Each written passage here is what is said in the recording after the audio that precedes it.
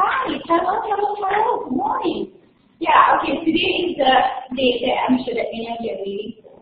So for the first presentation, we have an awesome group here, which is Jade and Grace, who will present their research on characterizations of myeloid-derived suppressor cells. So I send it to Grace and Jade for the presentation. Thank you.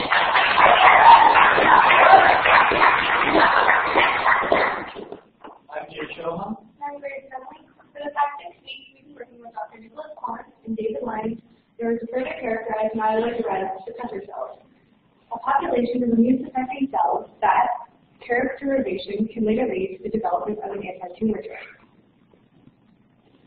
Myeloid-derived suppressor cells, or MDSCs as they're called, come from the myeloid within your bone marrow. Their main function is to suppress the immune system by activating pathways that deactivate T cells and natural killer cells, which are the main cells in charge of dealing with diseases. There's two main categories: granulocytic MDSCs, which have a very complex internal system, and monocytic MDSCs, which are relatively simple. However, not much is known about MDSCs because of how hard it is to study them. When looking for MDSCs within a patient's body, it's often difficult to tell what is an MDSC and what isn't. For this reason, a lot of essential details regarding them are unknown.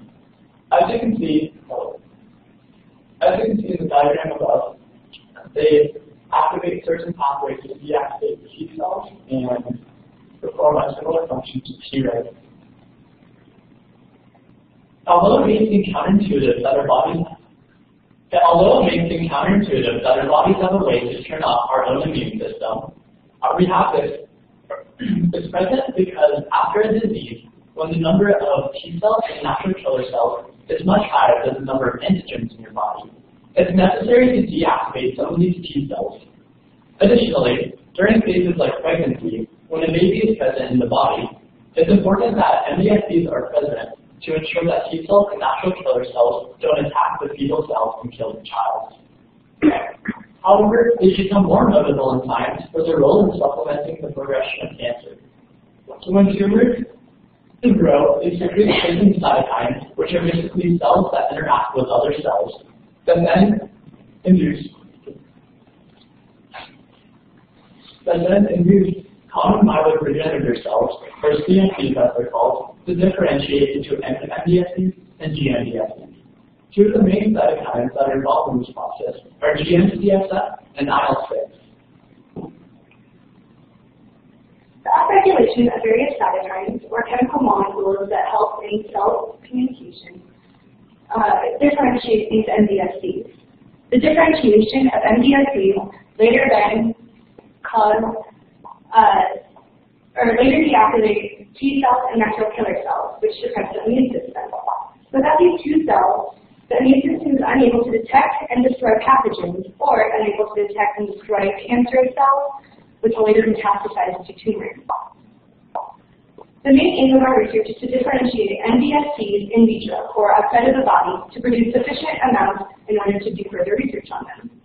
In addition, we looked at a cross-strain differentiation test by taking the black 6 or C57BL6 mouse, which is a common black strain of laboratory mouse, and using 14-1 conditioned media from a VALC or common white laboratory mouse.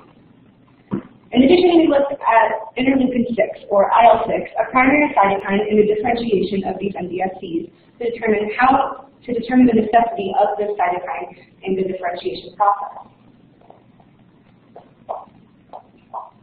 In order to differentiate these cells, we extracted bone marrow-derived stem cells from femurs and tibias of VALC mice.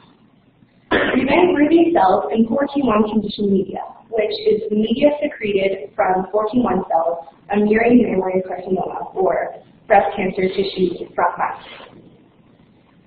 This process of differentiation stimulates in vivo processes such as the differentiation of cells when cancer is present inside of a host. Using the same process, we differentiated black 6 bone marrow-derived stem cells into MDSCs using the same 14-1 conditioned media. This assay or test will later then provide us with insight on what cytokines are necessary for differentiation. we performed that procedure again, but this time with differing amounts of IL-6 neutralizing antibodies or peptide added. For 3 of the wells, we added low, medium, and high concentrations of neutralizing antibodies, which blocks IL-6 and ensures it can't do its job. Additionally, for 3 other wells, we added IL-6 peptide, which increased the concentration of IL-6 in the wells. This test determined whether or not and what effect IL-6 would have on the differentiation of MDSCs. In order to analyze whether or not MDSCs formed throughout any of these 3 phases, we ran them through a flow cytometer. In order to run cells through a flow cytometer, receptor antibodies are added to the mixture. So each receptor antibodies attach to certain protein markers. In this case, CD11B, Ly6G, and Ly6C. CD11B is a common marker for all MDSCs, whereas Ly6G is only present on GMDSCs and Ly6C is only on MDSCs. Attached to those protein receptors were conjugates that shine a different color when a laser was shown through them. When a different color registered for the flow cytometer, it was either registered as FL2 for CD11B, FL1 for Ly6G, or FL4 for Ly6C. The data was then gated and analyzed to ensure only single cells and the live cells were analyzed. This process proved whether or not MDSCs differentiated. An ELISA, or an immunosorbent assay, is a test used to determine the presence of certain antigens within a substance. For our ELISA, we determined whether IL-6 or interleukin-6 was present in this 14-1 conditioned media, which causes differentiation. In order to determine whether IL-6 was present, we found an antibody to a plate which has a certain shape that only fits this other shape of this 14 or of an interleukin-6 molecule present in 14-1 conditioned media. After we added this antibody and added 14-1 conditioned media, we assumed that some amounts of IL-6 were bound or stuck to this antibody. We then added a reporter enzyme, which is this little red fluorescent tag here, to another antibody, which has a shape similar to our initial antibody, which binds to the 14-1 interleukin-6. Then we added the substrate, which is denoted right there, which reacts with the enzyme to produce a noticeable color change.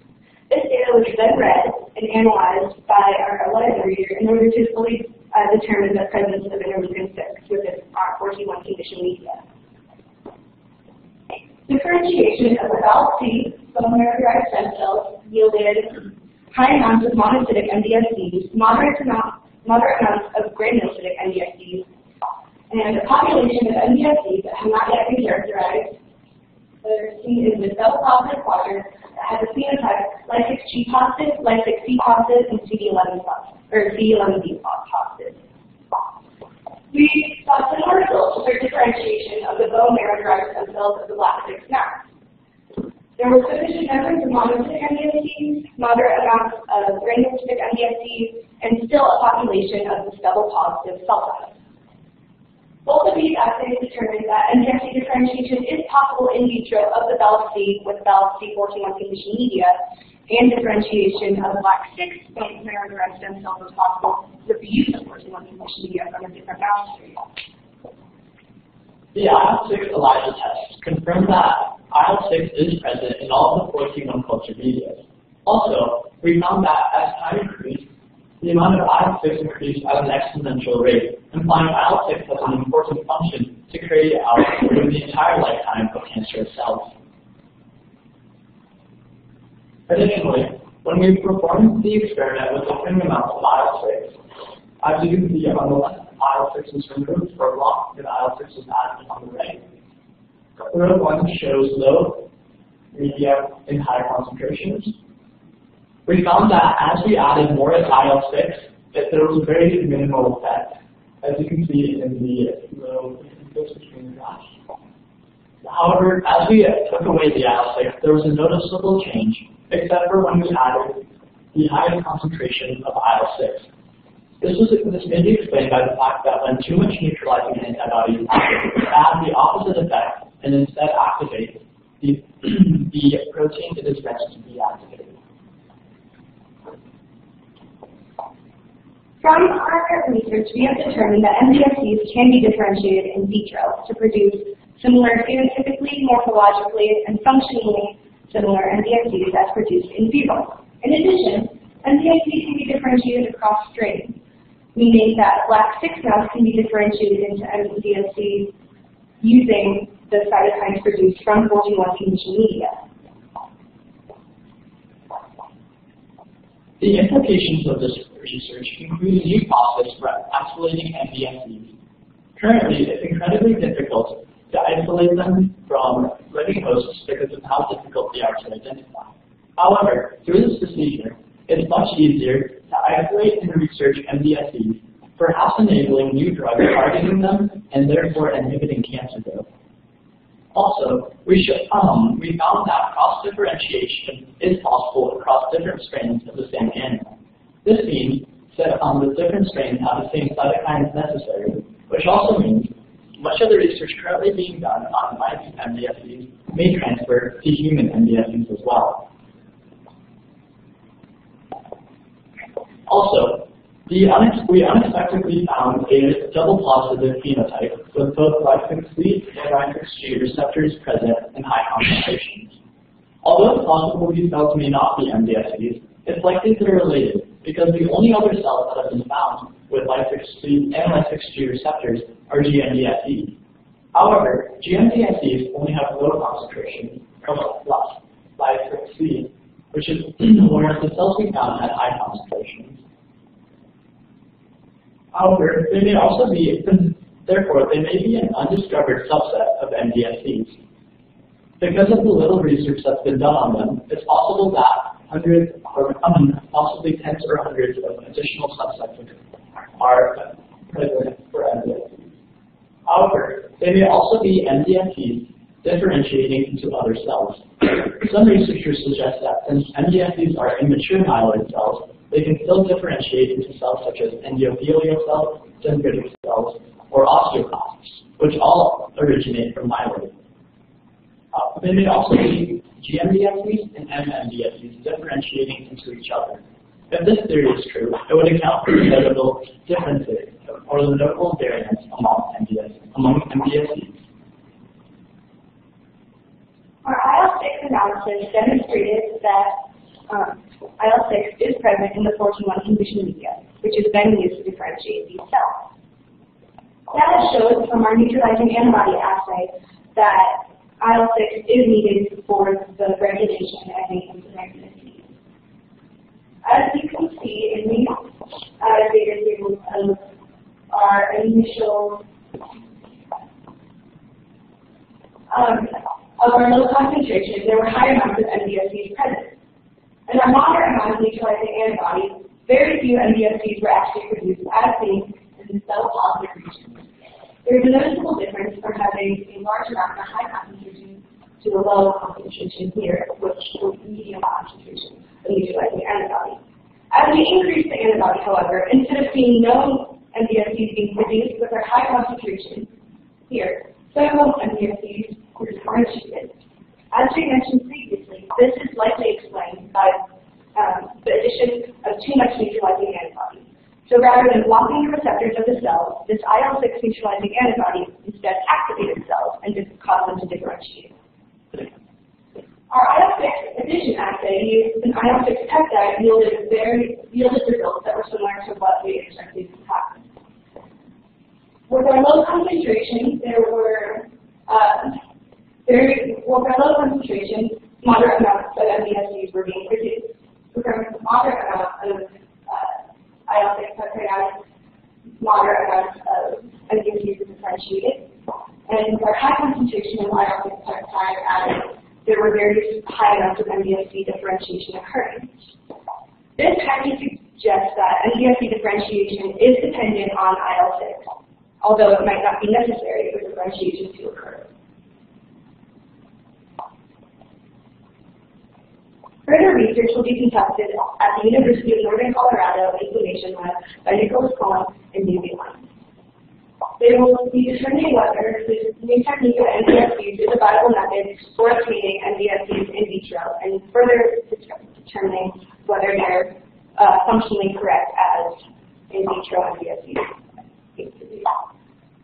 Cells with the CD11B plus, Ly6B plus, Ly6G plus phenotype were observed. These cells have not been documented before and will then be further researched by these two ends.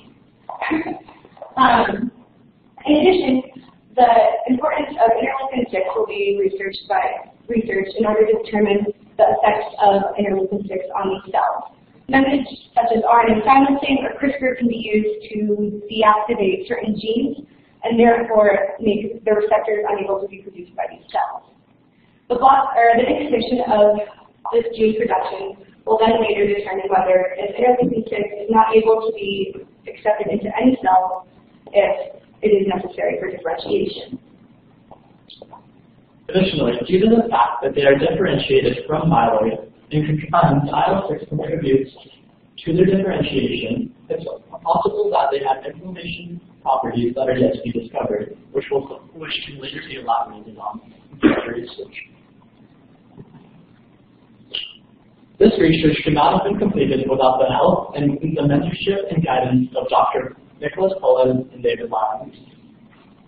In addition, we would like to thank ReviewSoft, the Data Diva, for helping us with all of our assays and determining whether interleukin-6 is actually present versus going out. She provided us with continued support and advice throughout this project. We'd also like to thank Cargill Incorporated for sponsoring the research, as well as Union Pacific Foundation for enabling it.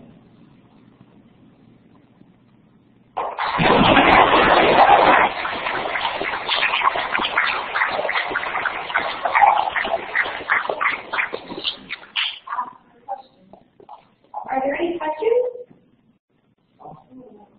Yes. What are the implications for cancer care or for So it's possible that we were not able to perform a T-cell suppression assay on them, but it's possible that those double positive cells have no cancer, so they're resistant to cancer. And so in that case, if it's possible, it's not completely, we're not completely sure why they're there, but if they're not helpful to cancer, it may be possible to differentiate these cells to induce MDSCs and GMDSCs to differentiate into them, and if that's possible, it would as we mentioned earlier, it's extremely high. Okay, so basically the functionality of GMDSCs and MDSCs are very similar. They both suppress T cells and natural killer cells. So because of that, if they are MDSCs like we assume, or they're just a form of GMDSCs or that have been slightly, altered due to, or because they have high plasticity, they will still be functionally similar to either MDSCs or GMDSCs. However, we cannot, like you said, there will be no definitive way of assessing this, as the receptors that we used were just used to determine if they were present, not any functional assay. Now, team, how do the MDSC cells go into the myeloid? They're inserted one at a time, or ideally. And so they're inserted in a tube, and they go through, and through extremely expensive machinery, they're put in one at a time. And the laser is and are you curious about how they the entire process, or how they enter it? Yes. So basically, there's no necessary, not all cells that pass through the flow cytometer are single cells. A lot of them, or not, we'll hope not a lot of them, but some of them are going to be in little clusters of cells. So once all of the data is read, we can take the forward scatter, which is the light measured there, and the side scatter, which is measured right there. And you can find a linear curve, which will represent all of the single cells that pass through the flow cytometer. Basically, the laser, the laser shining through gives you all the data you need of the cells. Are there any questions from our live stream audience?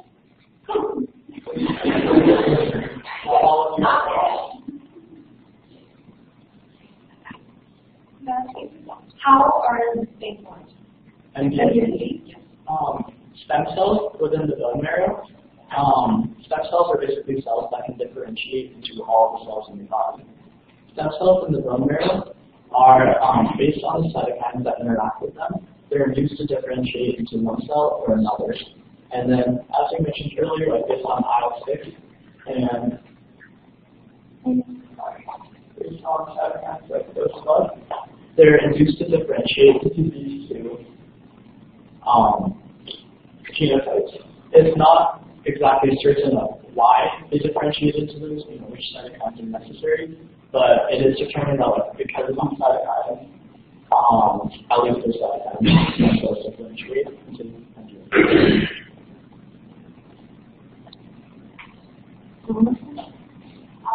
In your talk about the cell sorry, you mentioned that they have high plasticity. What does that mean and why?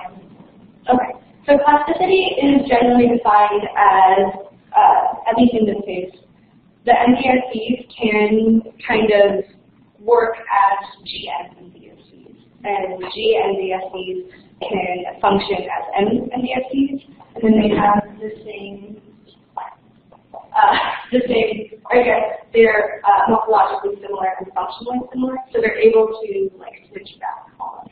Plasticity is the ability of cells to change their phenotype and physiology, or their function and their shape.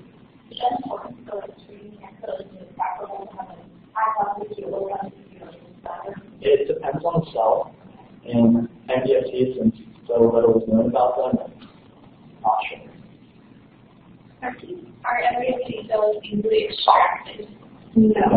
So MDSCs are present in very little amounts in healthy individuals, and they're not even present in very high amounts in cancers or patients with tumors.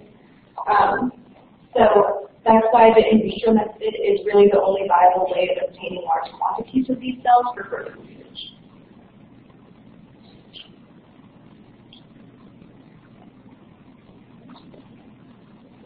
Any more questions?